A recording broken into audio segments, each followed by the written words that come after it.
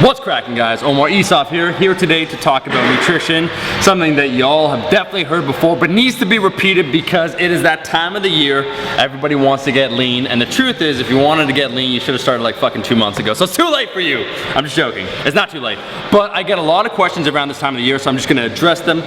Recently we've started, both myself, Silent Mike, and Captain Planet, the man holding the camera, Ascendant Athletics. We've been coaching people and we've noticed some common issues, some common problems. Most of the people want to lose weight. Obviously summer's approaching, so just going over this, wrote some trusty notes. The first thing I want to talk about is setting realistic goals, right? When it comes to trying to lean down, we all have this image in our head what we want to try and achieve, but a lot of times it might not be realistic.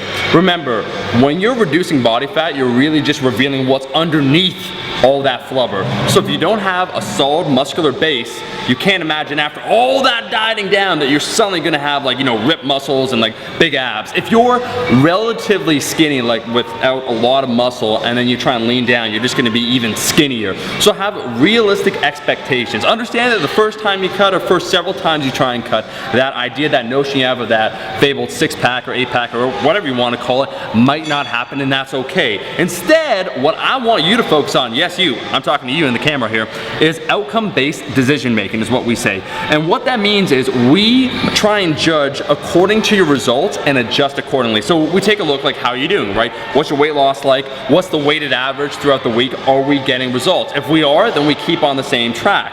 If we're not, then we have to alter what we're doing. It's very simple. 1, if it's working, keep doing it. 2, if it's not, adjust. The 2 ways to adjust, as we know, is either to decrease calories or to increase your activity. I am always a huge fan of increasing your activity. We have a couple different ways to do that, obviously. The first one that we always love to do is that NEPA, non-exercise physical activity. That's anything outside of the gym that's not stressful. So usually I'll take a look at a client, right? They'll come in, they'll be like, yo man, I want to get ripped in 8 weeks, whatever, good, YOLO. And then we'll take a look at their calories, and then I'll say, god damn, like, you've been eating 1,800 calories a day, like, this is horrible.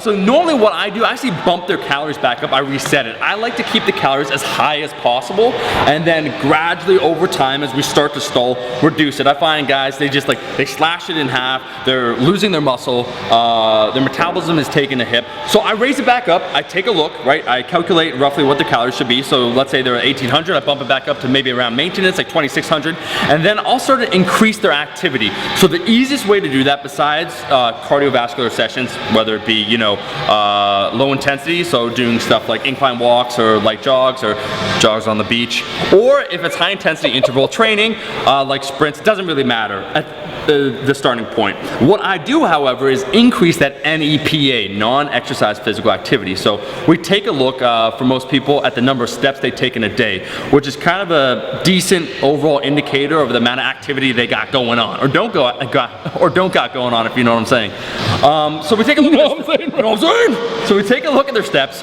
and the goal for every individual to start is 8,000 to 10,000. We get a pedometer, you get one on your phone, you get the app, it's free, or you buy one, it's super cheap. It measures the amount of steps you take, and we're going for at least 8,000 steps every single day, not including cardiovascular work. So it's a pretty accurate way of measuring activity. Most people, as soon as they just start walking more, they will, interestingly enough, start losing a little more weight. So we bump up that activity. That's number 1. Non-exercise, whatever you like doing. And if you want to join a sport, if you want to do something fun, go ahead and do that, right?